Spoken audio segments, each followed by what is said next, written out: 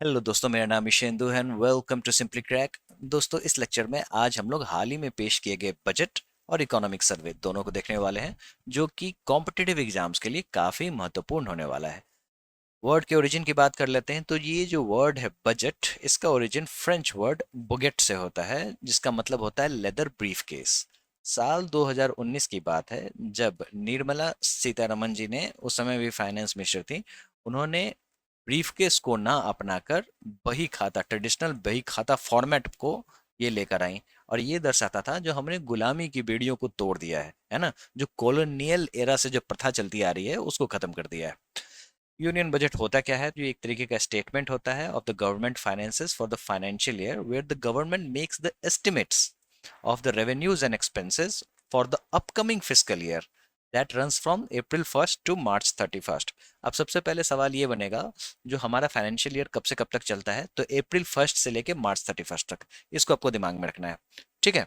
उसके बाद ये बेसिकली यूनियन बजट जो होता है, आप अगर फाइनेंस मिनिस्टर हो तो आप जनता को पार्लियामेंट में जाके बताते हो, तो देखो इस आने वाले साल में हमारे हमारे पास इनकम कितने होने वाली है और हमारा खर्चा कितना होने वाला है। बेसिकली यही होता है बजट, ठीक है। सबसे पहले आता है इकोनॉमिक सर्वे, मतलब आपके देश की स्थिति क्या है, इकोनॉमिक स्थिति क्या है, वो सबसे पहले आएगी। यानी कि 2023-24 का इकोनॉमिक सर्वे आएगा और उसके बाद आएगा बजट। और यहाँ पे आप देख सकते हैं बजट ना लिखा होके एनुअल फाइनेंशियल स्टेटमेंट लिखा हुआ है। इसका मतलब ये है, जो बजट वर्ड कहीं भी संविधान में मेंशन नहीं है, मेंशन्ड है एनुअल फाइनेंशियल स्टेटमेंट। इसके बारे में हम लोग आगे भी पढ़ेंगे। और ये आ कब का रहा है? तो साल 2024 से लेके 25 तक का, यानी कि आगामी। उसके बाद अब थोड़ा सा टाइमलाइन देख लेते हैं। जो पहला बजट इंडिपेंडेंट इंडिया का लेकर आए आर के शनमुखम चेट्टी, ये हमारे पहले फाइनेंस मिनिस्टर हुआ करते थे, है ना। और जो जॉन मथाई थे, ये रिपब्लिक ऑफ इंडिया के पहले बजट को लेकर आए, ठीक है। और जब कॉम्पिटेटिव एग्जाम्स में आपके पास सवाल आए, तो आप ये गौर करना जो पूछा क्या जा रहा है, इंडिपेंडेंट इंडिया पूछा जा रहा है या फिर रिपब्लिक ऑफ इंडिया पूछा जा रहा है। यानी कि 1947 में लेके आए थे आर के सनमुखम चेट्टी। इस समय में हम लोग रिपब्लिक ऑफ इंडिया नहीं हुए थे। 1950 में रिपब्लिक ऑफ इंडिया हुआ देश और जॉन मथाई बजट लेकर आए, ठीक है। तो ये डिफरेंस है, इसको आपको दिमाग में रखना है। जवाहरलाल नेहरू ऐसे पहले प्रधानमंत्री हुए थे जो कि बजट लेकर आए थे। कारण क्या था? जो टीटी कृष्णमाचारी जो थे, उन्होंने रेजिग्नेशन डाल दिया था। और इंदिरा गांधी भी बजट लेकर आई थी जब वो प्रधानमंत्री थी। कब की बात है? जब 1970-71 में मोरारजी देसाई जी ने पेपर डाल दिया था, ठीक है। उसके बाद राजीव गांधी जी ने भी बजट पेश किया था, क्योंकि उस समय के जो वीपी सिंह थे वो फाइनेंस मिनिस्टर थे, और उनको फाइनेंस मिनिस्ट्री से हटा के डिफेंस मिनिस्ट्री में एज ए डिफेंस मिनिस्टर बना दिया गया था। तो फिर राजीव गांधी लेकर आए थे। तो तीन बेसिकली प्राइम मिनिस्टर हुए जो कि बजट लेके आए। पहले जवाहरलाल नेहरू हुए। और ये हैं यशवंत सिन्हा जी, जब ये फाइनेंस मिनिस्टर थे। कब की बात है? तो साल 2000-2001 की बात हो रही है। ये इन्होंने क्या किया, इन्होंने भी एक कॉलोनियल प्रथा को तोड़ा। वो प्रथा क्या थी? जो शाम को 5 बजे बजट आता था, उसको उन्होंने खत्म करके सुबह के 11 बजे बजट ये लेकर आए, ठीक है। सबसे ज्यादा बजट टेबल करने वाले कौन हुए? तो मोरारजी देसाई। कितनी बार? तो 10 बार, ठीक है। जिसमें 6 बार इन्होंने लगातार बजट पेश किया और फिर बाद में भी किया, ठीक है। और इसमें से आप समझो टोटल 10 में 8 जो है ये आपको फुल बजट जो हो गया, एनुअल बजट। और 2 बजट जो थे वो इंटरिम बजट थे। इस साल भी आपने देखा होगा इंटरिम बजट। इंटरिम बजट क्या होता है? जब आपकी सरकार, आपको पता होता है जो चुनाव होने वाले हैं, तो सरकार या तो चेंज होंगे या फिर पता नहीं जो आने वाले समय में क्या होने वाला है, तो फिर से आपको दो बजट लाने पड़ते हैं। एक तो फुल बजट होता है और एक होता है इंटरिम बजट। इंटरिम बजट तब तक वैलिड होता है जब तक चुनाव खत्म होकर रिजल्ट ना आ जाए, ठीक है। जो जैसा कि इस बार आपने इस साल में देखा, क्योंकि इस बार लोकसभा चुनाव हुए हैं। निर्मला सीतारमन जी की बात कर लेते हैं, तो इन्होंने सबसे लॉन्गेस्ट स्पीच देने का रिकॉर्ड बनाया हुआ है, तो ये आपको पता ही होना चाहिए। इसके अलावा ये मोरारजी देसाई जी का रिकॉर्ड इस सेंस में तोड़ेंगे, जो मोरारजी देसाई 6 बार लगातार बजट पेश किए, ये 7वीं बार पेश कर रही हैं, ठीक है। और अरुण जेटली जी के नाम पे भी एक रिकॉर्ड ये है, जब ये फाइनेंस मिनिस्टर हुआ करते थे तो रेलवे का बजट जो था और जो एनुअल बजट जो है वो दोनों मर्ज कर दिया गया था, ठीक है। इसके बारे में हम लोग बड़े ही अच्छे से पढ़ेंगे। दूसरा चीज ये था, जो पहले बजट जो था वो आपको लास्ट डे ऑफ फेब्रुवरी में आता था, लेकिन इन्होंने इसको February 1st कर दिया था। और बजट की, जितने भी बजट की बात कर लें, सबसे कमाल का बजट पेश किया था प्रधानमंत्री मनमोहन सिंह ने, जो उस समय में फाइनेंस मिनिस्टर हुआ करते थे। कब की बात है? तो 1991 से 1992 के बजट की बात हो रही है, जहां पे एलपीजी रिफॉर्म्स देखने को मिले थे, यानी कि लिबरलाइजेशन, प्राइवेटाइजेशन एंड ग्लोबलाइजेशन लाए गए थे। अगर आपके पास समय है तो आप एक बार जाके इसका स्पीच सुनना, बहुत ही अच्छा लगेगा। और क्योंकि ये हमारे इकोनॉमी में एक ड्रास्टिक चेंज लेकर आया। जब प्रधानमंत्री मोदी गवर्नमेंट जब आए थे, जब इनके जो पिछले 2 टर्म थे वो काफ़ी स्ट्रांग थे, ये काफ़ी स्टेबल थे, तो लोग ये सोच रहे थे जो प्रधानमंत्री मनमोहन सिंह के जैसा ही रिफॉर्म देखने को मिलेगा। हालांकि रिफॉर्म्स के नाम पे हमें जीएसटी देखने को मिला है ना, और अभी न्यू टैक्स रिजीम आया है, तो बस यही है, लेकिन वो जो एलपीजी रिफॉर्म्स टाइप का रिफॉर्म देखने को नहीं मिला। ठीक है। अब थोड़ा सा competitive exams point of view से अगर हम लोग पढ़ेंगे तो एक चीज़ आपको समझनी होगी, जो 3 टाइप के पार्लियामेंट के सेशन होते हैं। एक होता है बजट सेशन, जो कि फेब्रुअरी से मई तक चलता है। मॉनसून सेशन जुलाई से सितंबर चलता है, और विंटर सेशन नवंबर से दिसंबर चलता है। अब आप कहोगे जो भाई बजट तो अभी आया है, तो फरवरी से मई तक बजट सेशन कैसे? तो देखो, ये चुनावी साल है, ये आपको समझना पड़ेगा। Important articles related to budget, ये भी इंपॉर्टेंट है। ऐसा है, जो आर्टिकल 112 जो है ना, वो आपको एनुअल फाइनेंशियल स्टेटमेंट की चर्चा करती है, और जैसा कि मैंने आपको बताया, जो बजट कहीं भी संविधान में मेंशन्ड नहीं है। आर्टिकल 113 ये कहता है, जब आप डिमांड का ग्रांट करोगे only after the recommendation of president. ठीक है, ये only on the recommendation of the president, president he recommend करेंगे। आर्टिकल 114 क्या कहता है? आर्टिकल 114 ये कहता है, जो कोई भी 1 रुपया भी आप नहीं निकाल सकते हो कंसोलिडेटेड फंड्स ऑफ इंडिया से without the authorisation of the parliament. ठीक है, तो इसका मतलब अगर मान लो हमारे यहाँ आपदा आ गई, बाढ़ आ गया, तो क्या हम लोग पार्लियामेंट का सेशन बिठाएंगे, जो भाई हमें पैसा चाहिए, चलो इसको डिस्कस करना है, पार्लियामेंट को कहेंगे ऑथराइज करो? नहीं, उसके लिए अलग प्रावधान है। इसको हम लोग जितने भी सेंट्रल गवर्नमेंट के फंड्स हैं उसको नेक्स्ट स्लाइड में देखेंगे तो समझेंगे, उसी में समझेंगे जो कंसोलिडेटेड फंड्स ऑफ इंडिया क्या होता है। आर्टिकल 266 ये कहता है, money rupees received by the government shall be credited to the consolidated fund of India, all other public money shall be credited to the public accounts of India। अब ये क्या होता है, तो ये भी हम लोग नेक्स्ट स्लाइड में समझेंगे। आर्टिकल 77 क्लॉज 3 ये कहता है, जो union finance minister has been made responsible by the president to prepare the budget.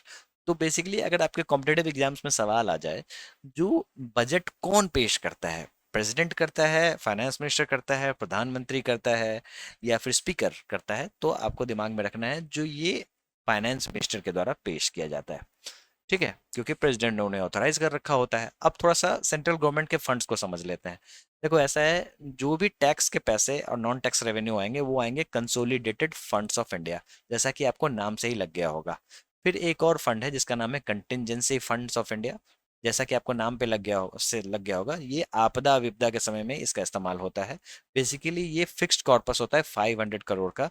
President इसकी जिम्मेदारी देते हैं सेक्रेटरी को, फाइनेंशियल सेक्रेटरी इसकी जिम्मेदारी लेके रखते हैं, लेकिन प्रेसिडेंट के बिहाफ में ही ये सारी चीज़ें होती हैं। फिर एक है पब्लिक अकाउंट्स ऑफ इंडिया, जो सरकार के जितने भी पैसे हैं वो यहाँ पे रखे जाते हैं। ठीक है, अब इसका मतलब क्या हुआ, जो कंसोलिडेटेड फंड्स ऑफ इंडिया और पब्लिक अकाउंट्स ऑफ इंडिया में क्या डिफरेंस है? देखो ऐसा है, जो जितने भी tax revenue, non tax revenue है, वो यहाँ आएगा।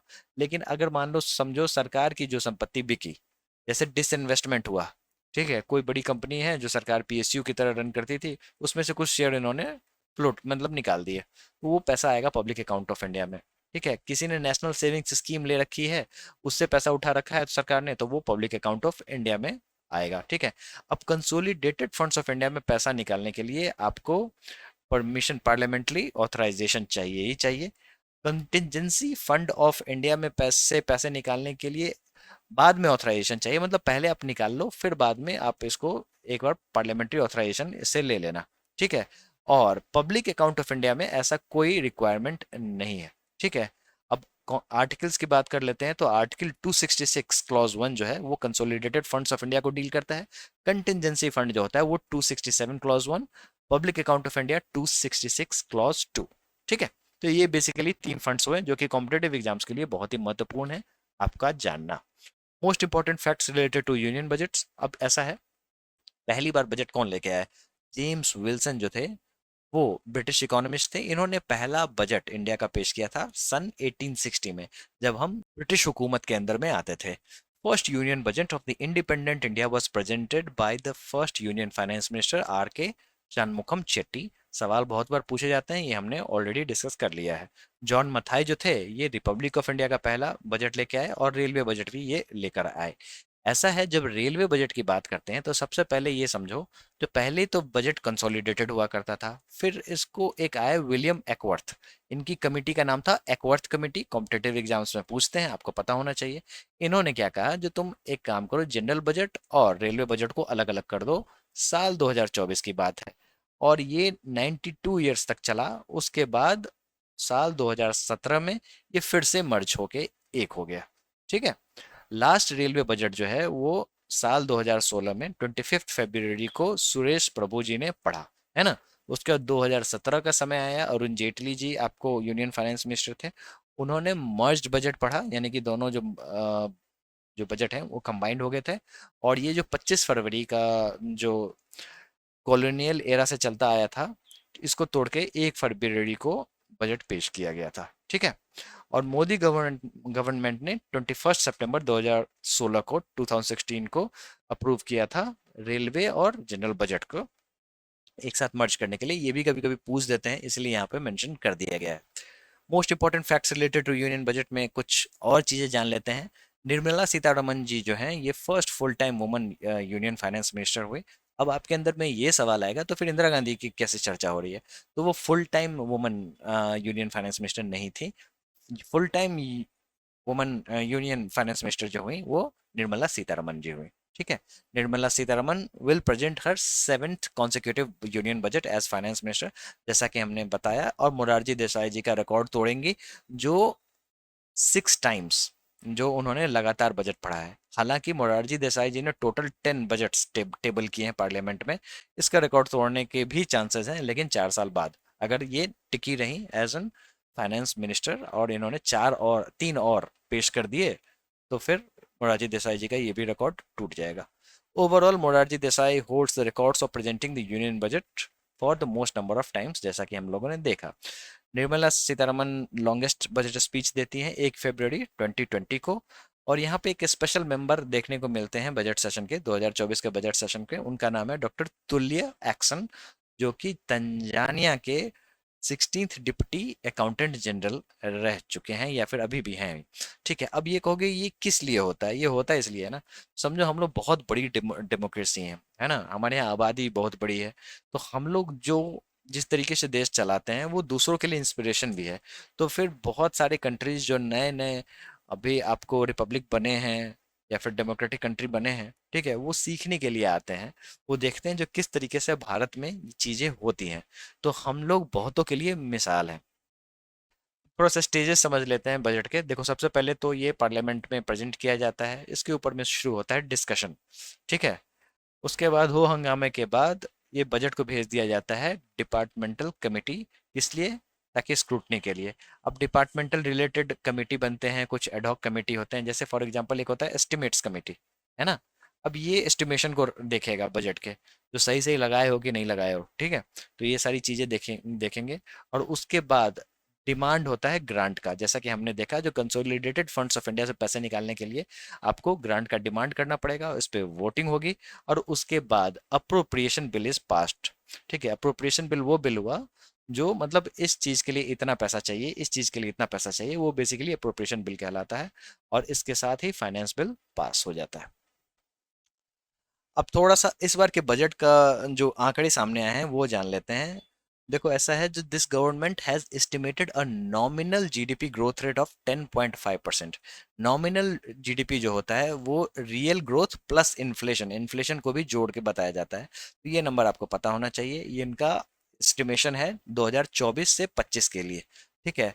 अब डेफिसिट की बात कर लेते हैं। रेवेन्यू डेफिसिट 24 से 25 में टारगेट रखा गया है 1.8% ऑफ द जीडीपी, जो कि एक्चुअल रेवेन्यू डेफिसिट जो हुआ है वो 2.6% ऑफ द जीडीपी 2023-24 से कम है। मतलब पिछले अभी जो इकोनॉमिक सर्वे आया है उसने बताया, जो देखो भाई ऐसा है, जो आपका रेवेन्यू डेफिसिट हुआ है 2.6%, है ना, और इन्होंने टारगेट 1.8% ऑफ द जीडीपी की का सेट किया है 2024-25 के लिए। ये सारे आंकड़े आपको पता होने चाहिए। फिस्कल डेफिसिट बहुत ही इंपॉर्टेंट है कॉम्पिटेटिव एग्जाम्स के लिए। ऐसा है, जो टारगेट हमारा सेट है 4.9% of the GDP, which is lower than the actual fix fiscal deficit of 5.6% of the GDP for 2023-2024। हमारा अभी एक्चुअल इतना निकल के आया है, आने वाले साल के लिए हमने टारगेट करना है 4.9। सवालों में या तो आपको ये पूछेंगे या फिर ये पूछेंगे, दोनों आपको पता होना चाहिए, ठीक है। टारगेट भी पूछ सकते हैं या फिर अभी जो क्या स्थिति है वो भी पूछ सकते हैं, ये दोनों चीजें आपको पता होनी चाहिए। फिस्कल डेफिसिट क्या होता है? जब आमदनी अठन्नी और खर्चा रुपया हो जाता है, कहने का मतलब ये, जो जितने पैसे आपके पास आए नहीं उससे ज्यादा अगर आपके निकल रहे हैं तो आप डेफिसिट में चले जाते हो, है ना। इसको हम लोग राजकोषीय घाटा यानी कि फिस्कल डेफिसिट बुलाते हैं।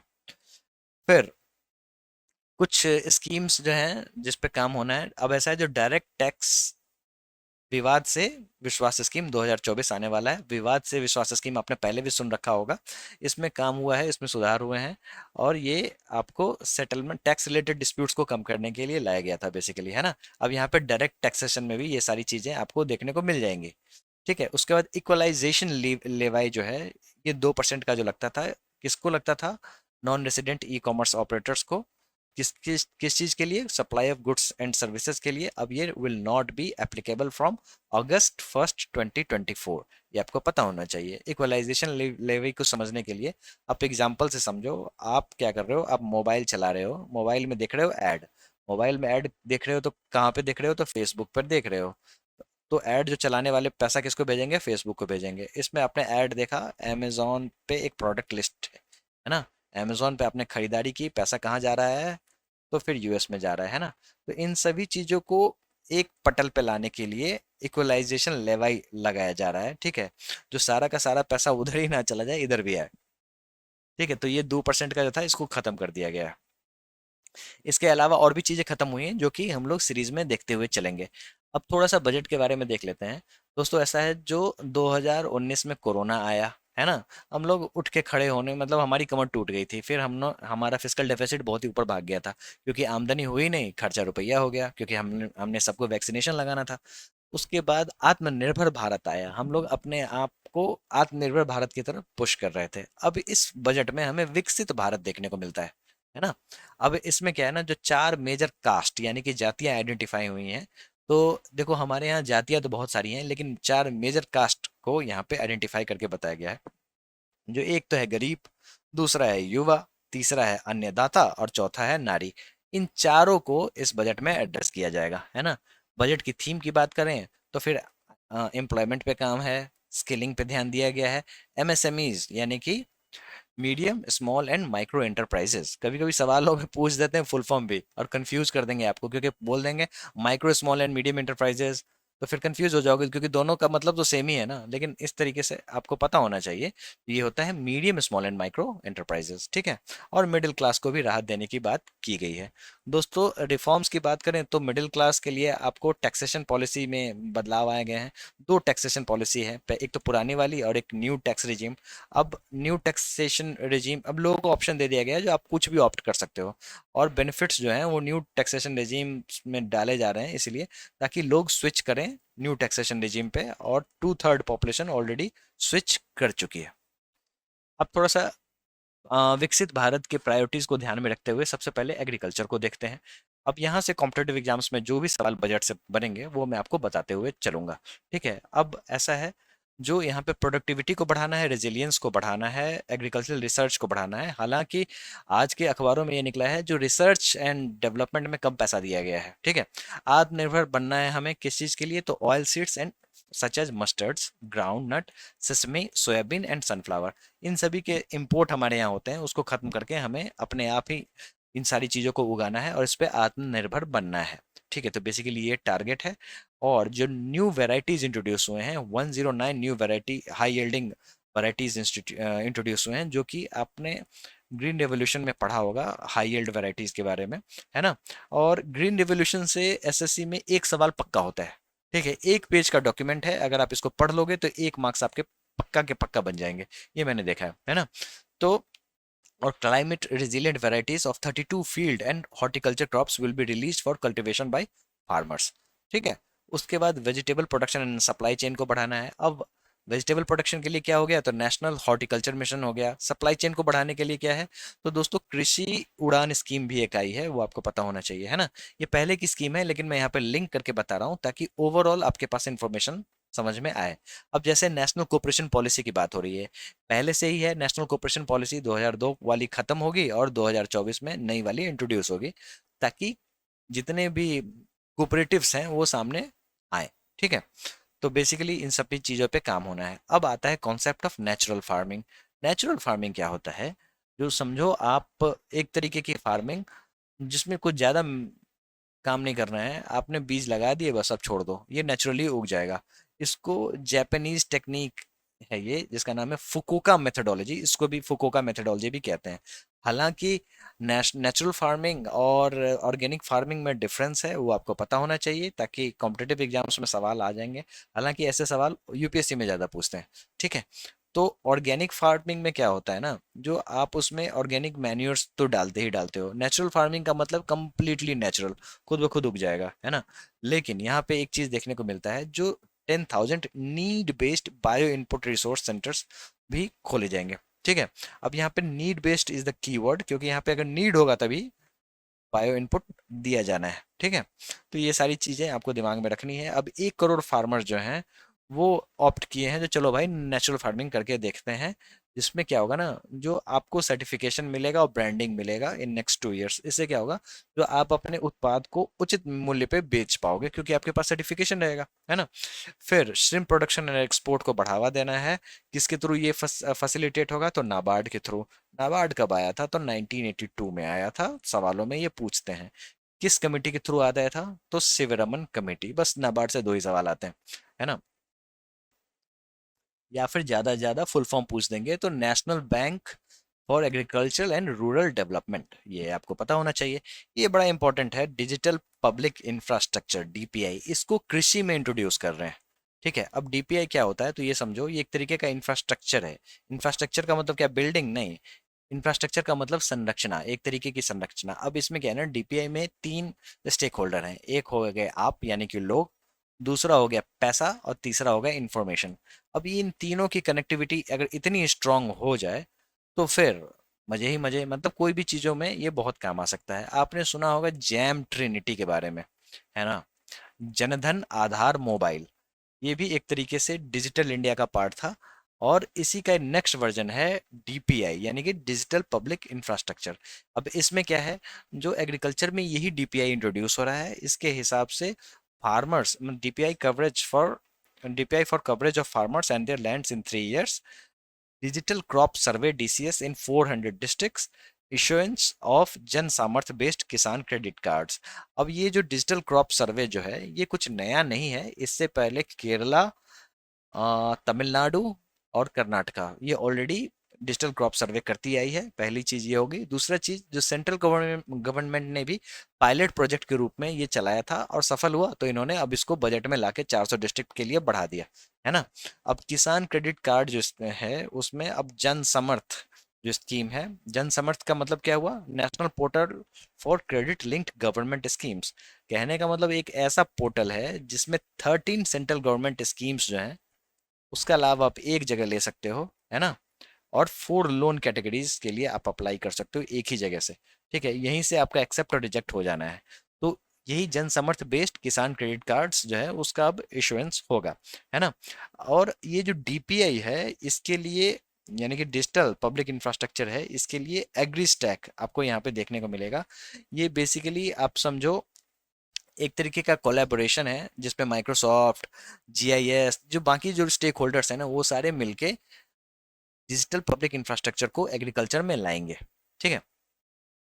और एग्री स्टैक का काम क्या है, तो एक तरीके का रजिस्ट्री बनाएंगे जिसमें आपका सारा इन्फॉर्मेशन होगा। लैंड का इन्फॉर्मेशन होगा, लोकेशन का इन्फॉर्मेशन होगा, क्या कर रहे हो इन्फॉर्मेशन होगा, है ना। ताकि चीज़ों को बेटर तरीके से एग्जीक्यूट कर सके। ये डिजिटल पब्लिक इंफ्रास्ट्रक्चर आप यहाँ पे जैसा कि इमेज में देख सकते हैं, ये मैंने इकोनॉमिक सर्वे से लिया है, मुझे काफ़ी अच्छा लगा। यहाँ पे आप देख सकते हैं जो सारे सर्विसेज की जानकारी आपको उमंग पे मिल जाएगी। यूपीआई के पेमेंट्स में हम लोग बहुत ही ज़्यादा स्ट्रांग हुए हैं, यानी कि दूसरे देश भी अब इसको अपना रहे हैं। ये बहुत ही बड़ी बात है, बहुत ही गर्व की बात है। आधार कार्ड बहुत सारे जनरेट हुए हैं, है ना। डिजी लॉकर सुविधा जहाँ पे आप अपने डॉक्यूमेंट्स दे सकते हैं, ये सारे डिजिटल इंडिया के पार्ट हैं, है ना। और ऑप्टिकल फाइबर केबल नेटवर्क बनाया जा रहा है, हालांकि इस पे काम थोड़ा स्लो हो रहा है, इस पे अच्छा होना चाहिए, है ना। फिर सीएससीज खोल रहे हैं, यानी कि कॉमन सर्विस सेंटर्स खोल रहे हैं, ताकि आप इन सारी सुविधाओं का लाभ ले सकें, है ना। और अभी 116.7 करोड़ मोबाइल सब्सक्राइबर हैं, जो कि बहुत बड़ी बात है। तो अब एम्प्लॉयमेंट एंड स्किलिंग को देख लेते हैं। पीएमजी ने टोटल 5 पैकेज दिए हैं, जिसमें से 3 पैकेज तो है आपको, ऐसा है 3 स्कीम्स कह लो आप, जो कि एम्प्लॉयमेंट लिंक्ड इंसेंटिव है। ऐसा है, जब आप फर्स्ट टाइमर किसी कंपनी में जाते हो, है ना, तो 15,000 रुपए तक आपको 1 मंथ का वेज मिल जाएगा, जो कि 3 इंस्टॉलमेंट में आपको मिलेगा।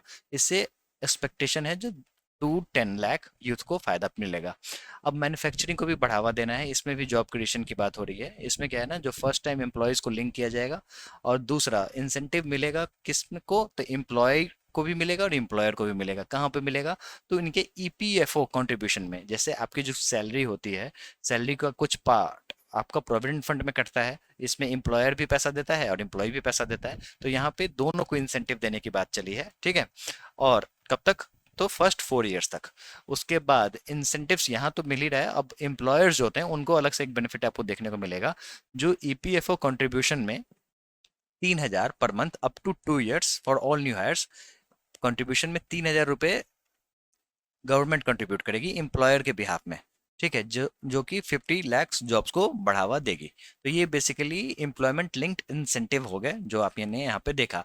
अब चौथा क्या है, जो स्किलिंग पे काम करना है। 20 लाख यूथ्स जो हैं उनको 5 साल के पीरियड में ट्रेन करना है। 1,000 इंडस्ट्रियल ट्रेनिंग इंस्टीट्यूट्स खोलने हैं, जो कि हब एंड स्पोक अरेंजमेंट पे खुलेंगे, ठीक है। हब एंड स्पोक अरेंजमेंट क्या होता है, तो समझो ऐसा है, जो एक मेजर ट्रेनिंग सेंटर मान लो, और इस तरीके से जिलों में ट्रेनिंग सेंटर खुलते चले जाएंगे, है ना।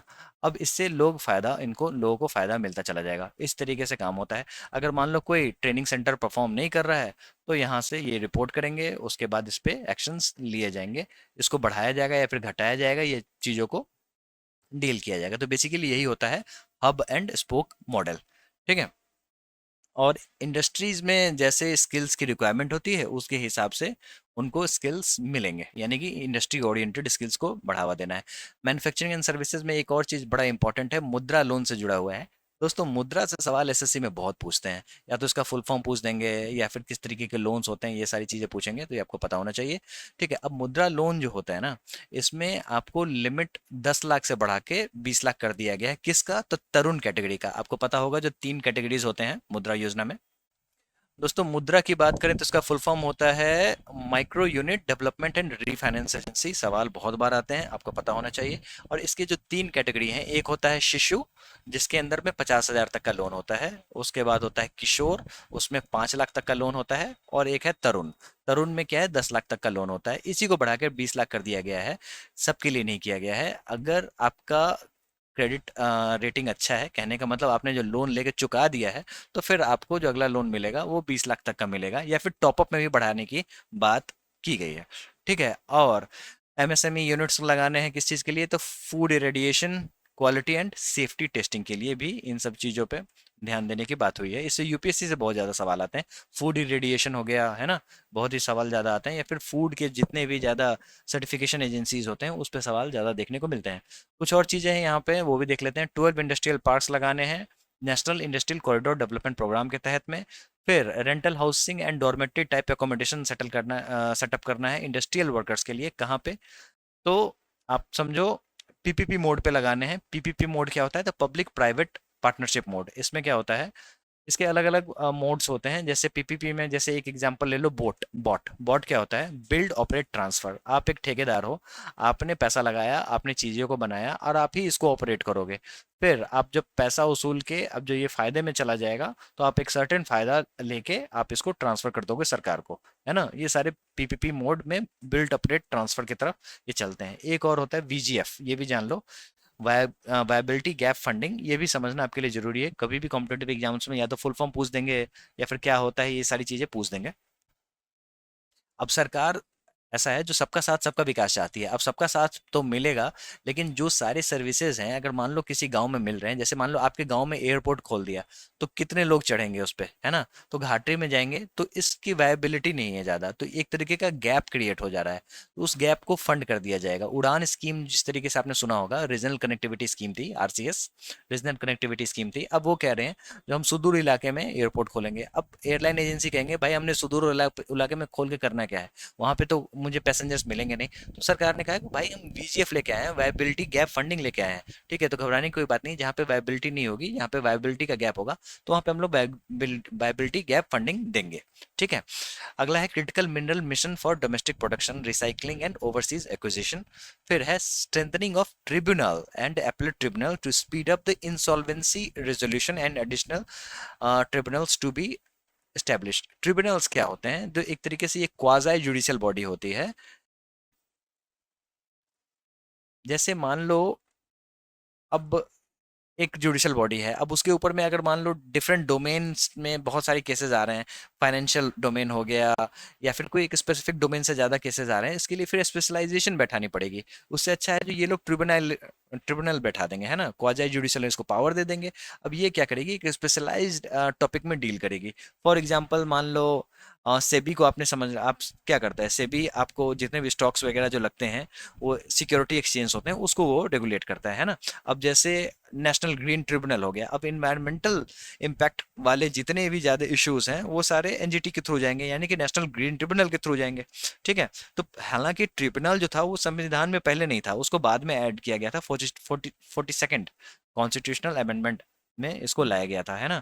42nd कॉन्स्टिट्यूशनल अमेंडमेंट एक्ट जो था उसको मिनी कॉन्स्टिट्यूशन भी कहा जाता है, क्योंकि बहुत सारी चीजें उसमें लेकर आई गई थी, है ना। तो ट्रिब्यूनल भी वहीं पे देखने को मिलता है।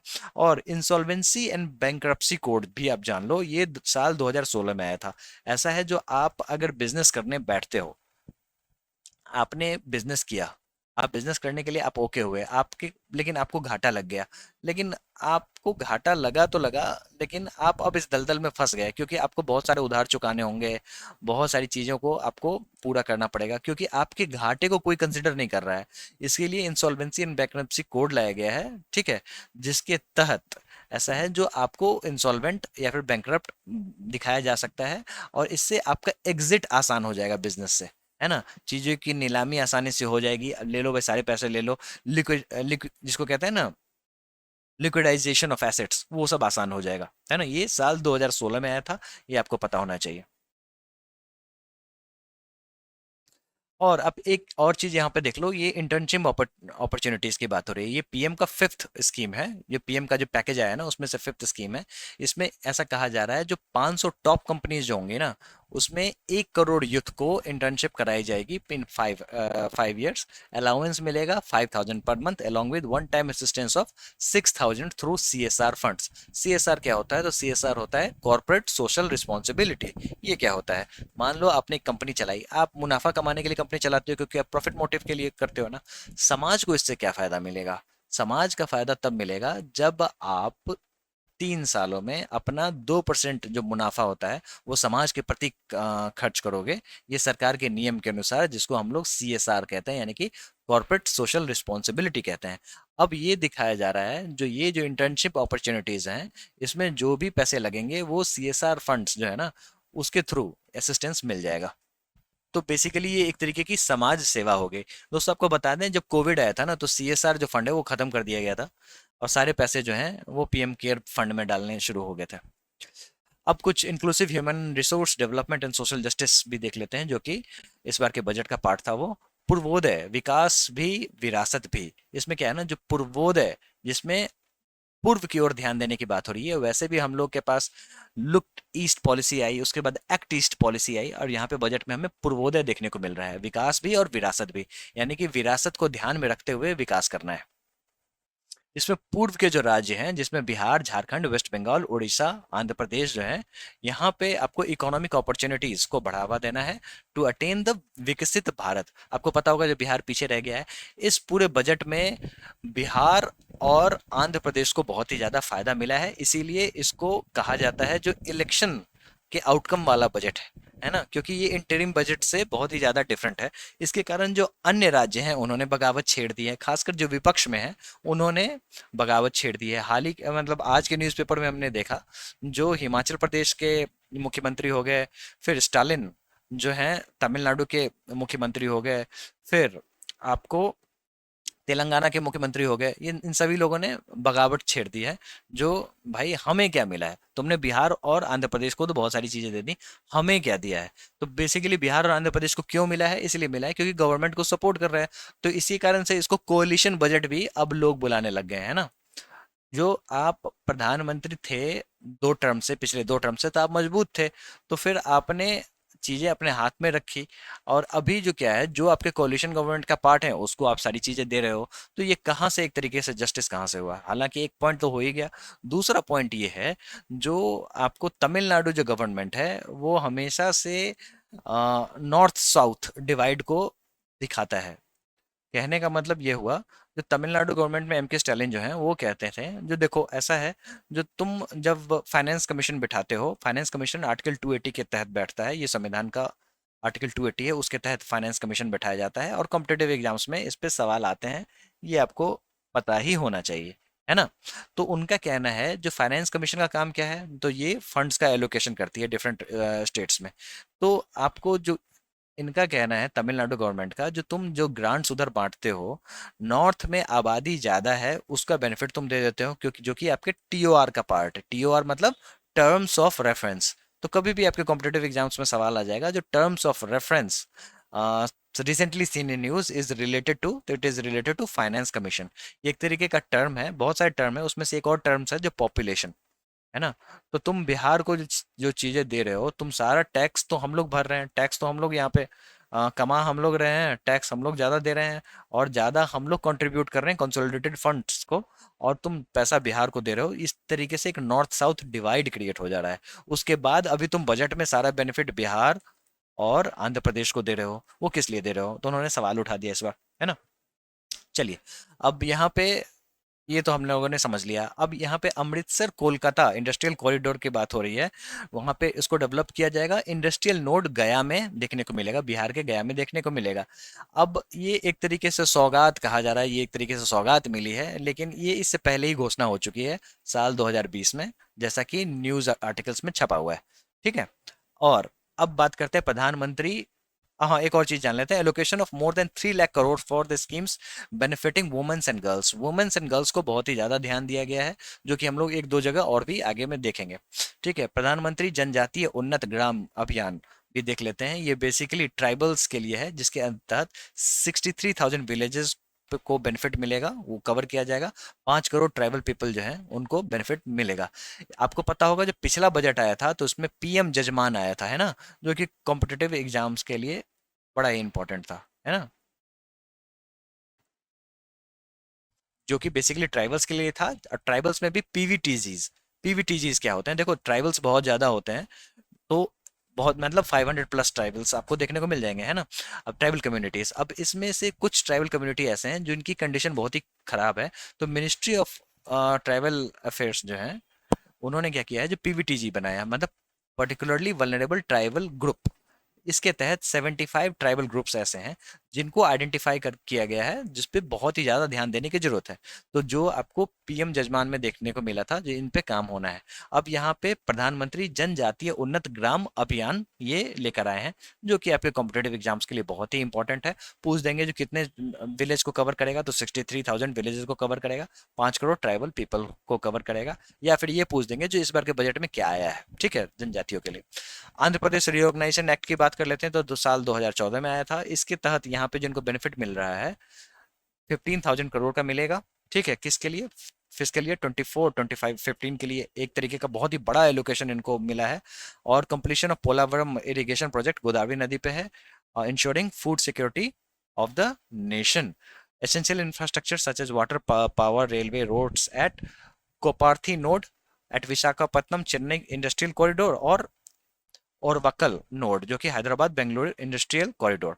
तो आपको बेसिकली तीन नोड आपको यहाँ पे देखने को मिल जाएंगे। एक तो गया वाला नोड हो गया जो कि बिहार में है, और दो यहाँ पे आपको देखने को मिल जाएगा, एक और वक्कल और एक कोपार्थी। ये सारी चीजें आपको पता होनी चाहिए, और साथ ही में इसके कॉरिडोर्स भी पता होने चाहिए। अमृतसर कोलकाता इंडस्ट्रियल कॉरिडोर यहाँ पे आपको देखने को मिल जाएगा, और यहाँ पे विशाखापट्टनम चेन्नई इंडस्ट्रियल कॉरिडोर और Hyderabad Bengaluru industrial corridor. Urban development की बात कर लेते हैं। जैसा कि मैंने आपको बताया वुमेन्स पे ज़्यादा ध्यान दिया गया है। तो देखो, स्टैम्प ड्यूटी तो स्टेट गवर्नमेंट लागू करेगा। केंद्र सरकार क्या करेगी? तो ये इनकरेज करेगी स्टेट्स को, जो तुम एक काम करो, जो भी महिलाएं अपने नाम पे प्रॉपर्टी लेती हैं उनको थोड़ा सा लोअर स्टैम्प ड्यूटीज लो। आपको पता है जो महिलाओं को प्रॉपर्टी का जो हिस्सा होता है वो एक तरीके से समझो, हमारे यहाँ ऐसी प्रथा चलती आती हैं जो नहीं उतना मिल पाता है। तो इस चीज़ों के माध्यम से इन सभी चीज़ों पे काम करने की बात हो रही है। स्ट्रीट मार्केट्स की भी बात हो रही है, जो आपको डेवलप करना है 100 weekly haats for street food hubs in selected cities. ये एक तरीके से रोजगार देगा, है ना। एक तरीके से आपको ये हब क्रिएट करेगा जहाँ पे लोग आएंगे, खाएंगे, पिएंगे, एक तरीके से इकोनॉमी को बढ़ावा देगा, और स्ट्रीट वेंडर्स के को फायदा होगा। तो इसके लिए एक और स्कीम आपने सुना होगा, पीएम स्वनिधि। सवालों में आ जाएगा वो किस चीज से रिलेटेड है, तो स्ट्रीट वेंडर से रिलेटेड है। एसवी है ना, इससे आप समझ जाना। ट्रांजिट ओरिएंटेड डेवलपमेंट की बात हो रही है, जिसमें 14 लार्ज सिटीज जो हैं, पॉपुलेशन ओवर 30 lakhs जो है, वहां पे आपको ट्रांजिट ओरिएंटेड डेवलपमेंट प्लान्स बनाए जाएंगे। क्या कारण है ये समझो। मान लो आप दिल्ली एनसीआर में रहते हो, एनसीआर की पॉपुलेशन आपको बहुत ज़्यादा है ना, पॉपुलेशन डेंसिटी भी बहुत ज़्यादा है, छोटा सा समझो जगह है, वहाँ पे बहुत सारा पॉपुलेशन लोड पड़ा हुआ है। लेकिन आप मान लो दिल्ली के एक कोने से दिल्ली के दूसरे कोने पे आप जॉब करने जाते हो, तो आप ट्रैफिक में फंस जाते हो, आपको 2 घंटे लग जाते हैं कम्यूटेशन में। अगर आपको ट्रांजिट ओरिएंटेड डेवलपमेंट होगी तो आप मेरठ से 1 घंटे में दिल्ली आके अपना काम करके फिर वापस जा सकते हो। तो फिर आपको गांव के भी मजे मिल जाएंगे और शहर का भी बेनिफिट मिल जाएगा। ठीक है, और ये पॉसिबल कहाँ पे है? जहाँ पे आपको आबादी बहुत ही ज़्यादा हो गई है, तो आसपास के एरिया में ट्रांजिट डेवलप कर दिया जाए, है ना। वाटर मैनेजमेंट की बात कर लेते हैं, तो फिर water supply, sewage treatment plant वगैरह लगाना है थ्रू द बैंकेबल प्रोजेक्ट्स। मतलब इससे आप रेवेन्यूज जो मतलब लगाया आपने और इससे आपने रेवेन्यू बनाया, फिर आपने आगे लगाया, इससे रेवेन्यू बनाया, इस तरीके से बैंकेबल प्रोजेक्ट्स की सहायता से water supply, sewage treatment, solid waste सभी पे काम करना है। ठीक है, अब हाउसिंग नीड्स को देख लेते हैं। PM Awas Yojana urban 2.0। आपने एसएससी के हाल के एग्जाम्स में ये एक चीज गौर की होगी, जो भी स्कीम 2.0 वाली थी उस पे सवाल आए ही आए, चाहे वो उज्ज्वला 2.0 हो या फिर और भी कोई स्कीम हो। तो ये आपको इसका जो बेनिफिट्स है ना वो आपको पता होना चाहिए। Need of 1 crore urban poor and middle class families will be addressed with an investment of 10 lakh crore. 1 crore और 10 लाख करोड़ दोनों आपको पता होना चाहिए। ठीक है, फिर पॉलिसी रेगुलेशन पे काम करना है, ट्रांसपेरेंट रेंटल हाउसिंग मार्केट्स बनाना है, ये सारी चीजें आपको पता होनी चाहिए।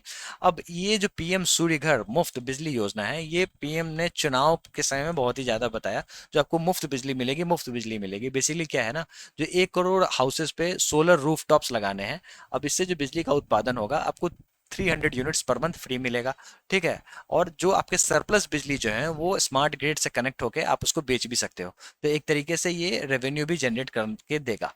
तो इसके लिए 1.28 करोड़ रजिस्ट्रेशन ऑलरेडी हो चुके हैं और 14 लाख एप्लीकेशन ऑलरेडी आ चुके हैं। ठीक है, एनर्जी सिक्योरिटी की बात कर लेते हैं। ये बड़ा ही इंपॉर्टेंट, ये आपको पता होना चाहिए। Setting up Bharat small reactors. अब स्मॉल रिएक्टर्स का जमाना आ गया है, और यहाँ पे R&D of Bharat small modular reactor and newer technologies for the nuclear energy. AUSC thermal power plants, a joint venture between NTPC and BHEL to set up full scale 800 megawatt commercial plant. ठीक है, अब ये क्या है ना, AUSC the advance ultra super critical technology है, जो कि हमारे देश में ही विकसित किया गया है। Joint research and development effort दिखाया गया है Indira Gandhi centre for atomic research. ये कहाँ पे है? तो कलपक्कम तमिलनाडु, आपको पता होना चाहिए, सवाल में आते हैं। फिर भेल और एनटीपीसी, इन दोनों का ज्वाइंट रिसर्च है। अब बेसिकली आपको एनर्जी सिक्योरिटी के लिए स्मॉल रिएक्टर्स का जमाना आ गया है। 800 मेगावाट्स कमर्शियल मेगावाट का कमर्शियल प्लांट लगाने की बात चल रही है, जो कि ज्वाइंट वेंचर है एनटीपीसी भेल का। ठीक है, इंफ्रास्ट्रक्चर की बात कर लेते हैं, तो ये फिगर आपने पहले भी सुना होगा, 1111111 करोड़, यानी कि इंफ्रास्ट्रक्चर का, यानी कि जीडीपी का 3.4%। जीडीपी का है, वहां पे आपको यहाँ पे देखने को मिलेगा। और 1.5 लाख करोड़ स्टेट्स को मिलेंगे long term interest free loans के लिए, टू सपोर्ट रिसोर्स एलोकेशन। ठीक है। फिर फेज 4 ऑफ पीएमजीएसवाई, यानी कि प्राइम मिनिस्टर ग्रामीण सड़क योजना, पहली बार कब आया था? तो साल 2000 में आया था। कैसे याद रखा था? मैं इस तरीके से आप याद रख सकते हैं, तो ये जो जीरो है ना, ये एक तरीके का सड़क है, आप ये समझ जाओ। ठीक है, तो 3 सड़क हैं, इस तरीके से आप याद रख लेना, तो याद हो जाएगा। Phase 4 of PMGSY will be launched to provide all-weather connectivity to 25,000 rural habitations। Irrigation and flood mitigation की बात कर लेते हैं। दोस्तों, इरिगेशन एंड फ्लड मिटिगेशन पे इस पर अच्छा खासा ध्यान दिया गया है। 11,500 करोड़ सब्साइड किए गए हैं, इसलिए ताकि Kosi Mechi intra state link develop किया जा सके। कहाँ पे है ये? तो ये बिहार में है, ये आपको पता होना चाहिए। सौरो ऑफ बिहार किसे कहते हैं? तो कोसी नदी को कहते हैं। सौर ऑफ बंगाल किसे कहते हैं? तो दामोदर नदी को कहते हैं। ये सारी चीजें आपको पता होनी चाहिए। इंटरलिंकिंग ऑफ रिवर पे इस बार काम करने के लिए पैसे दिए जा रहे हैं। ठीक है, ताकि फ्लड मिटिगेशन हो सके और इरिगेशन पे बढ़ावा दिया जा सके। ठीक है, तो 11,500 करोड़ इसी पे काम करने के लिए, और ऑनगोइंग न्यू स्कीम्स पे 20 अदर जो स्कीम्स चल रहे हैं उसके लिए भी पैसे एलोकेट किए गए हैं 11,500 करोड़ में से ही। असिस्टेंस फॉर फ्लड मैनेजमेंट कहाँ पे? तो आसाम, सिक्किम, उत्तराखंड में फ्लड मैनेजमेंट के लिए पैसे दिए जाएंगे। बिहार को तो स्पेशल पैकेज ही मिल रहा है, तो कोई बात ही नहीं है। Assistance for reconstruction and rehabilitation in Himachal Pradesh. ठीक है, अब टूरिज्म की बात कर लेते हैं। तो विष्णुपद टेम्पल कॉरिडोर बनना है, और महाबोधि टेम्पल कॉरिडोर बनना है। कहाँ पे है ये दोनों? ये दोनों है गया में। ठीक है, सवालों में आ जाएगा, जो विष्णुपद टेम्पल कहाँ पे है? तो गया में। महाबोधि टेम्पल कहाँ पे है? तो गया में। ठीक है, और इनको दोनों को डेवलप करना है काशी विश्वनाथ टेम्पल कॉरिडोर के तर्ज पे। ठीक है, ठीक इसी तरीके से यहाँ पे इसको डेवलपमेंट भी करने की बात हो रही है। और राजगीर पे भी डेवलपमेंट देखने को आपको मिल जाएगा, क्योंकि राजगीर एक ऐसा सेंटर है जहाँ पे हिंदूज, बुद्धिज्म और जैन तीनों रिलीजियस सिग्निफिकेंस वाला जगह है ये, जहाँ पे आपको तीनों देखने को मिल जाएंगे, है ना। और नालंदा यूनिवर्सिटी को रिवाइव करने की बात चल ही रही है, अभी हाल ही में न्यूज़ में भी आया था ये। ठीक है, अब नालंदा को भी डेवलप करना है एज अ टूरिस्ट सेंटर। ठीक है, और इसके साथ में नालंदा यूनिवर्सिटी को भी रिवाइव करने की बात हो रही है। इसके अलावा मुझे एक चीज़ और अच्छा लगा, जो development of Orissa scenic beauty, क्योंकि मुझे लगता है उड़ीसा के पास टूरिज्म का बहुत ही बड़ा पोटेंशियल है, जिसको यूटिलाइज करना चाहिए। यहाँ के temples, monuments, craftsmanship, wild life sanctuaries, natural landscape, pristine beaches पे आपको काम होना है, ताकि चीज़ें और भी निखर के सामने आ सकें और उड़ीसा का डेवलपमेंट हो सके। मुझे लगता है उड़ीसा के पास इतना पोटेंशियल है। अब rural and urban land related actions को भी देख लेते हैं। दोस्तों, लैंड पार्सल आइडेंटिफिकेशन नंबर, जिसे भू आधार कहा जाता है, ये आपको पता होना चाहिए। अब इस पे काम होना है। उसके बाद आप एनपीएस वात्सल्य को भी देख लो, ये बेसिकली सोशल सिक्योरिटी के लिए है।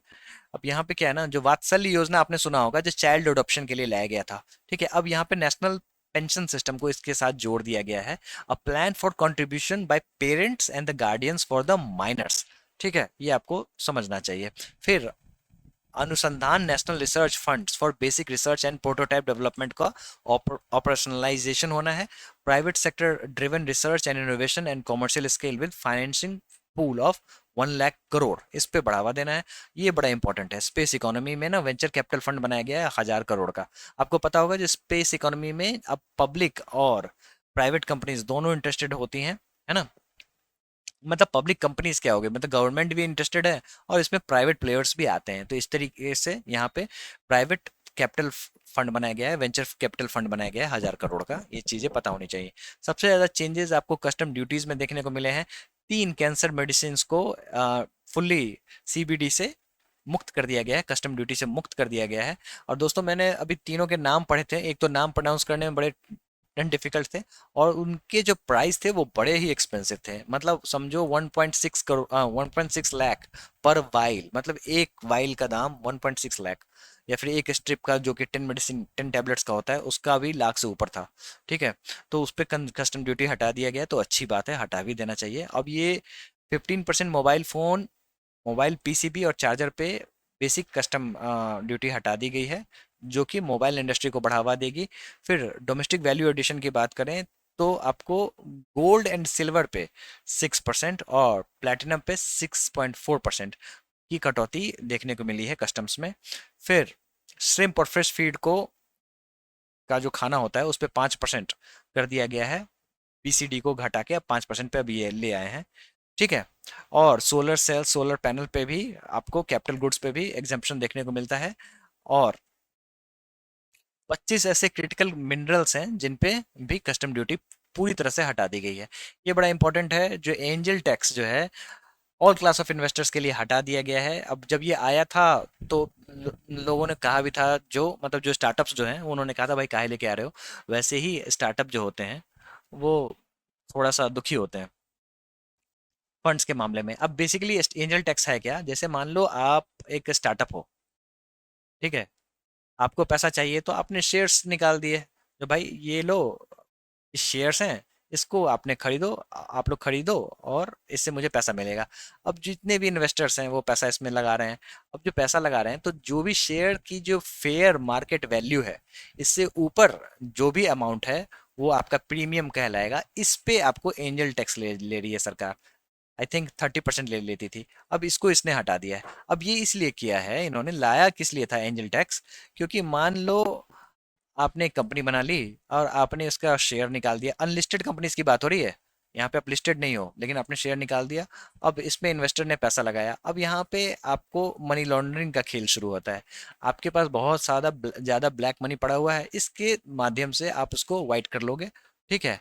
और इसको रोकने के लिए उन्होंने कहा कि तुम वाइट करोगे कैसे, हम तो जो भी तुम्हारा प्रीमियम होगा, जो कि तुम्हारी कंपनी के औकात से ऊपर का जो पैसा होगा, जो कि बेसिकली प्रीमियम होता है, फेयर मार्केट वैल्यू से ऊपर जितने भी पैसे होंगे उस पर हम लोग 30% टैक्स काट लेंगे, अब तुम करके दिखाओ। है ना। तो इस चीज को सरकार ने अब हटा दिया है। ठीक है। कॉर्पोरेट टैक्स को भी फॉरेन कंपनीज की है उसको रिड्यूस करके 40% से घटा के 35% कर दिया गया है। ठीक है।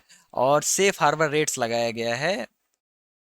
अब कॉम्पिटेटिव एग्जाम्स में सवाल आ जाएंगे, जो safe harbour rates recently seen in news, इस चीज के संदर्भ में देखा जा रहा है तो रॉ डायमंड्स के लिए, ठीक है, सेलिंग रॉ डायमंड्स के लिए ये सेफ हार्बर रेट्स लगाए गए हैं, ताकि जो बाहर की जो कंपनीज हैं वो कहीं पे माइनिंग करें डायमंड की और इसके पॉलिशिंग के लिए इंडिया भेजें, और पॉलिश करने के बाद फिर ये इंडिया से वापस जहाँ पे इनको बेचना है वहाँ पे पहुँच जाए, एक तरीके से यहाँ पे रोजगार देके चले जाए। है ना। तो यहाँ पे सेफ हार्बर रेट्स लगाए गए हैं ताकि आपको और भी लोग आकर्षित हों और यहाँ पे आके काम कराएं। है ना। अब थोड़ा सा रैशनलाइजेशन ऑफ कैपिटल गेन्स को देख लेते हैं। देखो ऐसा है, जो कैपिटल गेन्स जो पहले था आपको 15%, उसको बढ़ा के 20% कर दिया गया है।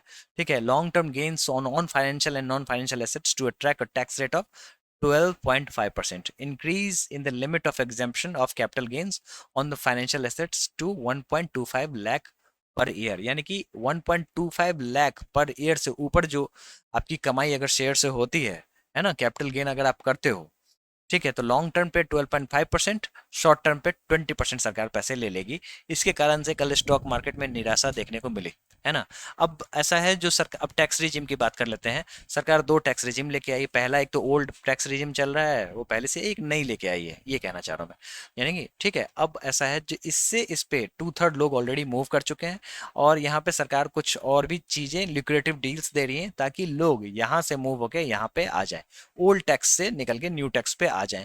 स्टैंडर्ड डिडक्शन जो है वो 50,000 से बढ़ा के 75,000 कर दिया गया है सैलरीड एम्प्लॉयज के लिए। Deduction on the family pension for the pensioners increase from 15,000 to 25,000। अब सेविंग्स अप टू 17,500, यानी 17,500। अब ऐसा है, जो सरकार कह रही है, जो आप साल में 17,500 रुपये इससे बचा सकते हो। और इससे जो क्रिटिक्स जो है वो कह रहे हैं कैसे तुम बचा लोगे, जरा ये बताओ। ठीक है। क्योंकि ये अप टू जो है ना, ये अप टू का क्लॉज बड़ा खतरनाक होता है, बच नहीं रहे हैं कहीं से भी। ठीक है। तो वो दिखा रहे हैं जो नहीं, अप टू आप 17,500 बचा सकते हो, यानी कि 17,500 बचा सकते हो। लेकिन मिडिल क्लास जो टैक्स पेयर्स हैं उनका कहना है जो नहीं बच रहे हैं। ठीक है। तो ये अखबारों में छाया रहा। अब रुपया आता कहाँ पे है, रुपया जाता कहाँ पे, ये भी जान लेते हैं, क्योंकि कॉम्पिटेटिव एग्जाम्स में इससे भी सवाल आते हैं। सबसे ज्यादा रुपया इस बार आया है बोरोइंग एंड अदर लाइबिलिटीज, यानी कि उधारी पे आया है। ठीक है। 17% कॉर्पोरेशन टैक्स, इनकम टैक्स है 19%, कस्टम्स 4%, यूनियन एक्साइज ड्यूटीज 5% और goods and services tax 18%, non tax receipt 9%। Non डेप्ट कैपिटल रिसिप्ट 1%। अब यहाँ पे यूनियन एक्साइज ड्यूटी जो आप देख रहे हो, ये बेसिकली कोई फिनिश्ड प्रोडक्ट पे जो मैन्युफैक्चरिंग जो होती है ना, उस पे लगता है। गुड्स एंड सर्विसेज टैक्स किस पे लगता है? तो पूरा का पूरा सप्लाई चेन पे लगता है। ये आपको पता होना चाहिए। अब रुपया जा कहाँ रहा है वो देखो, देखो 19% हमने इनकम टैक्स पे लिया है और 19% हमने इंटरेस्ट पे कर देना है। ठीक है, तो जितने भी पैसे इनकम टैक्स से आए वो तो इनकम इंटरेस्ट पे में चले जाएंगे, है ना। सेंट्रल सेक्टर स्कीम जो होती है, excluding capital outlay on the defence and subsidy, में भी यहाँ पे आपको 16% जाता हुआ दिख रहा है। सेंट्रल सेक्टर स्कीम ये होती है जिसमें सरकार, केंद्र सरकार 100% खर्च करती है। जैसे पीएम किसान आप मान लो, है ना, तो पीएम किसान पे आपको 6,000 रुपये मिलने हैं साल के, 2-2 हज़ार के 3 इंस्टॉलमेंट में। तो वो जो आपको जो बजट का जो 16% है ना, वो 16% वहीं से ये आ रहा है। इसी तरीके से जितने भी सेंट्रल सेक्टर स्कीम है वो यहाँ पे आपको देखने को मिल रहे हैं, जिसका टोटल हिस्सा 16% पैसा आपका इधर चला जाएगा। सेंट्रली स्पॉन्सर्ड स्कीम्स में 8% जाएगा। सेंट्रली स्पॉन्सर्ड स्कीम में क्या होता है ना, जो एक तरीके से स्टेट और सेंटर दोनों पे करते हैं। जैसे सेंटर ने पे कर दिया 60% और 40% ने स्टेट गवर्नमेंट ने पे करना है। ठीक है, ये हो गया सेंट्रली स्पॉन्सर्ड स्कीम। ये तो मैं आपको एग्जांपल बता रहा हूँ। अब जिनको स्पेशल स्टेटस मिला हुआ है स्टेट का, जो बिहार डिमांड कर रहा है, आंध्र प्रदेश डिमांड कर रहा है, वैसे 11 ऐसे स्टेट्स हैं जिनको स्पेशल स्टेटस मिला हुआ है। वहां पे 90-10 का फॉर्मूला है, यानी कि केंद्र सरकार 90% पे करेगी, मात्र 10% आपको राज्य सरकार को पे करना है। अब जैसे आयुष्मान भारत योजना है ना, आयुष्मान भारत योजना का क्या है, जो 60% केंद्र सरकार पे करेगी, 40% राज्य सरकार पे करेगी। अब कुछ कुछ स्टेट्स ऐसे हैं जो चाहती नहीं है जो वो पैसा पे करे, वो चाहती है हम अपना ही कोई स्कीम लेकर आ जाएंगे। जैसे दिल्ली हो गया, दिल्ली में आयुष्मान भारत स्कीम आता ही नहीं है, चलता ही नहीं है, उनका अपना है जो भाई हम अपने लोगों को, दिल्ली के नागरिकों को मुफ्त में इलाज दे देंगे, आप अपना देख लो। सिमिलरली वेस्ट बंगाल में भी है। उड़ीसा में पहले था जो, वहाँ पे कोई आयुष्मान भारत स्कीम नहीं था, अब यहाँ पे गवर्नमेंट चेंज हो गई है, अब वहाँ पे बीजेपी की गवर्नमेंट आ गई है, तो हो सकता है जो वहाँ भी अब आयुष्मान भारत स्कीम आ जाए। ठीक है, सेम गोज विद प्रधानमंत्री फसल बीमा योजना, वो भी सेंट्रली स्पॉन्सर्ड स्कीम है। अब मुझे नहीं चाहिए तो, कोई स्टेट को नहीं चाहिए तो फिर वो प्रीमियम नहीं भरेगा उसका, है ना। अदर एक्सपेंडिचर की बात करें तो 9%, पेंशन की बात करें तो 4% यहाँ पे निकल जाएगा। State share of taxes and duties 21%। जो फाइनेंस कमीशन होती है, ये फाइनेंस कमीशन ने जो रूल्स बनाए हैं, जो इतना परसेंट जो है वो टैक्स का डिवोल्यूशन होगा, वो यहाँ पे देख सकते हैं। ये टोटल जो पैसा आएगा उसका 21% इन सभी चीज़ों में निकल जाना है। Finance commission and subsidies and other transfers, जैसे ग्रांट्स वगैरह हो गए, वहाँ पे भी आप देख सकते हैं जो 9% निकलेगा। सब्सिडीज जो दी जाती है सरकार के द्वारा, वो 6% आपको यहाँ पे देखने को मिलेगा।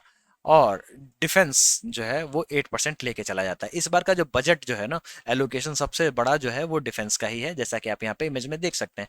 सवालों में असेंडिंग ऑर्डर में पूछ देंगे इस बार। ठीक है जी, इसमें से बताओ जो बजट एलोकेशन जो हुआ है वो कैसा हुआ है, मतलब सबसे ज्यादा किस में हुआ है, तो ऑप्शन दे देंगे। सबसे पहले डिफेंस, उसके बाद रूरल डेवलपमेंट, उसके बाद एग्रीकल्चर एंड एलाइड एक्टिविटीज। ठीक है, ये ऑप्शन दे देंगे। अब बाकी के ऑप्शंस भी इसी को शफल करके दे देंगे। तो ये सारी चीजें आपको पता होनी चाहिए। अब जो कॉमर्स एंड इंडस्ट्री वाले थे वो थोड़ा गुस्सा थे, कह रहे थे इस बार तुमने हमें बजट में बहुत कम दिया है ना। अब ऐसा है, जो सरकार ने पिछली बार जो बजट पेश किया था, तो फिर फुल बजट की बात हो रही है, तो फिर मनरेगा में कटौती कर दी थी, तो फिर सरकार को थोड़ा सा बोला गया था।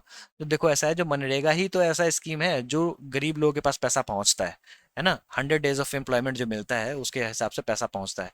अब इसी में तुम कटौती कर दोगे तो फिर कैसे काम चलेगा। तो इन्होंने इस बार 60,000 करोड़ से बढ़ा के 86,000 करोड़ कर दिया है। रिसर्च एंड डेवलपमेंट प्रोजेक्ट्स के लिए 1200 करोड़ इस बार दिया है उन्होंने, पहले 840 था। उसके बाद यहाँ पे 442 करोड़, और न्यूक्लियर पावर प्रोजेक्ट्स में इस बार बूस्ट देखने को मिला है 2,228 करोड़। ये बेसिकली हमारे एनर्जी सिक्योरिटी के लिए है ना। फिर performance link incentive for pharmaceutical industries में आप देख सकते हैं, पहले 1200 था। ठीक है, बजट एस्टिमेट, अब ये जो नया बजट एस्टिमेट आया है वो 2143 है, यानी कि 2143 है। सिमिलरली आपको सेमीकंडक्टर्स में भी डबल कर दिया गया है। सोलर पावर में आप देख सकते हैं डबल से भी ज़्यादा कर दिया गया है, लगभग 2.25% का इंक्रीमेंट देखने को मिलता है। डायरेक्ट बेनिफिट ट्रांसफर, उज्ज्वला योजना वगैरह जो होती हैं, उसमें आप देख सकते हैं पहले था कितना कम, 180, अब यहाँ पे 1,500 करोड़ कर दिया गया है। ठीक है, बहुत ही ज़्यादा मेजर बूस्ट यहाँ पे देखने को मिला है। फिर line of credit under IDA scheme जो है वो 1,300 करोड़ पहले था, अब 3,849 कर दिया गया। दोस्तों ये line of credit under IDA scheme क्या है ना, जैसे आप समझो जो इंडिया के जो फ्रेंडली नेशन जो है ना, जिनके पास पैसा नहीं है, उसको लाइन ऑफ क्रेडिट दे दिया, जैसे नेपाल को दे दिया, बांग्लादेश को दे दिया, भूटान को दे दिया, लाइन ऑफ क्रेडिट दे दिया ना। वो इसी को यहाँ पे line of credit under IDA scheme में यहाँ पे 1300 करोड़ पहले था, उसको बढ़ा के 3849 करोड़ इस बार का बजट एस्टिमेट कर दिया गया है। इकोनॉमिक सर्वे की कुछ चीजें देख लेते हैं, कॉम्पिटेटिव एग्जाम्स के लिए काफी इंपॉर्टेंट है। इस बार इकोनॉमिक सर्वे ने क्या किया है, conservatively projects real GDP growth of 6.5% से लेकर 7% तक फिस्कल ईयर 25 में ये रहने वाला है। उन्होंने एक तरीके से कंजर्वेटिव प्रोजेक्शन किया है। ठीक है, सवालों के रूप में दिख सकते हैं, आपको पता होना चाहिए। दोस्तों, रियल जीडीपी में ग्रोथ देखने को मिला है 8.2% का इन फिस्कल ईयर 2024। ठीक है, रियल रिटेल इन्फ्लेशन जो है 5.4% घट के आ गया है। इकोनॉमिक ग्रोथ की बात करें तो 8.2% supported by industrial growth rate of 9.5%। ये सारी चीजें आपको बस दिमाग में रखनी है, ये तो बहुत ही इंपॉर्टेंट है। ठीक है, बाकी सब चीजें आपको दिमाग में बस रखना है, ताकि आप ऑप्शंस अगर आ जाएं तो आप ऑप्शन से फिगर आउट कर लो, है ना। RBI projects inflation to fall to 4.5% in fiscal year 2025। India top remittance receipt country globally with US dollar 120 billion in 2023। ये इंपॉर्टेंट है, ये मैं आपको बता देता हूँ। रेमिटेंस क्या होता है ना, जैसे मान लो कोई भी व्यक्ति है, वो कमाने के लिए पहुंच गया दुबई, है ना। अब वो अपने परिवार को पैसे भेज रहा है इंडिया में। ठीक है, तो ये एक तरीके से रेमिटेंस कहलाएगा, इसमें हम लोग सबसे नंबर वन जा रहे हैं किसी भी कंट्रीज में। ठीक है, 6 key focus areas in Amritkaal: boost private investment, expansion of MSMEs, agriculture as growth engine, financing green transition, bridging education employment gap and capacity building of states। ये आपको 6 की एरियाज अमृतकाल में दिखाए गए हैं, है ना। India makes progress on climate action and energy efficiency, 45.4% installed electricity generation from non-fossil sources। ये बड़ा इंपॉर्टेंट है। Agriculture and allied sectors registers average annual growth rate of 4.18 over last 5 years। India's pharma market world third largest at USD 50 billion. तो बहुत ही बढ़िया ये news है, क्योंकि US China उसका तो इंडिया, बहुत बड़ी बात है ना। उसके बाद current account deficit stood at 0.7% of the GDP in the fiscal year 2024, and an improvement from the deficit of 2% of the GDP in fiscal year 23। यानी कि पहले 2% थे, अब हम लोग इसको घटा के 0.7% आ रहे हैं, तो बहुत ही अच्छी बात है। 23 में थे हम लोग 2 पे, और 24 में 0.7%। फिजिकल डेफिसिट जो एस्टिमेट इस बार हम लोगों ने किया है 4.9% का, ये कॉम्पिटेटिव एग्जाम्स में सवालों के रूप में देखने को मिल सकता है। Of the current physical year and aims to reach at 4.5% by next year. दोनों इंपॉर्टेंट है। ठीक है, अब कुछ चीजें देख लेते हैं जो कि कॉम्पिटेटिव एग्जाम्स के लिए इंपॉर्टेंट हैं। देखो, इंडिया का रैंक जो world bank logistics performance index में इंप्रूव हुआ है, अब हम लोग 44 से बढ़ के 38 आ गए हैं तो 2023 में। ठीक है, अब सवालों में आएगा जो लॉजिस्टिक्स परफॉर्मेंस इंडेक्स जो है किसके द्वारा जारी किया जाता है, तो ये जारी किया जाता है वर्ल्ड बैंक के द्वारा, ये आपको पता ही होना चाहिए। और अभी इंडिया की रैंकिंग क्या है ये भी आपको पता चल गया है। इंडिया का जो एक्सटर्नल डेट है वो अब सस्टेनेबल लेवल पे ज़्यादा नहीं है। ठीक है, जो external debt to GDP ratio है वो है 18.7%। ठीक है, at the end of March 2024। और मेंटल हेल्थ जो आज के उस पर ज़्यादा कम होने को दिखाया जा रहा है, और उसको मेंटल हेल्थ पे इकोनॉमिकली वायबल जो सुविधाएं हों, वैल्यूएबल जो सुविधा हो, वो आपको यहाँ पे देखने को मिलेगा। इसके लिए 22 मेंटल जो डिसऑर्डर्स है ना, उसको आयुष्मान भारत के अंदर में कवर किया गया है। जिनी कोफिशिएंट किस लिए होता है, तो जिनी कोफिशिएंट आपको इनइक्वालिटी का इंडिकेटर है, सवालों में ये देखने को मिलता है। ये भी डिक्लाइन देखने को मिला है, ये 0.283 से घट के 0.266 पे आ गया है रूरल सेक्टर के लिए, और 0.363 से घटकर 0.314 आ गया है अर्बन सेक्टर के लिए। ठीक है, पोषण भी, पढ़ाई भी बड़ा ही इंपॉर्टेंट है, ये आपको सवालों में देखने को मिल जाएगा। ये बेसिकली आंगनवाड़ी नेटवर्क है ना, वहाँ पे प्री स्कूलिंग नेटवर्क में काम करने के लिए है, जो कि हमें वर्ल्ड का largest universal high quality preschool network बनाना है ना। उसका पीएम आवास ग्रामीण के तहत 2.63 करोड़ हाउसेस को घर मिल चुका है लास्ट 9 इयर्स में, रिकॉर्ड अच्छा है। ठीक है, उसका 15.14 लाख किलोमीटर का रोड कंस्ट्रक्शन हुआ है अंडर ग्राम सड़क योजना। प्रधानमंत्री ग्राम सड़क योजना कब आया था, तो साल 2000 में। एसएससी का फेवरेट क्वेश्चन है, ये आपको पता होना चाहिए।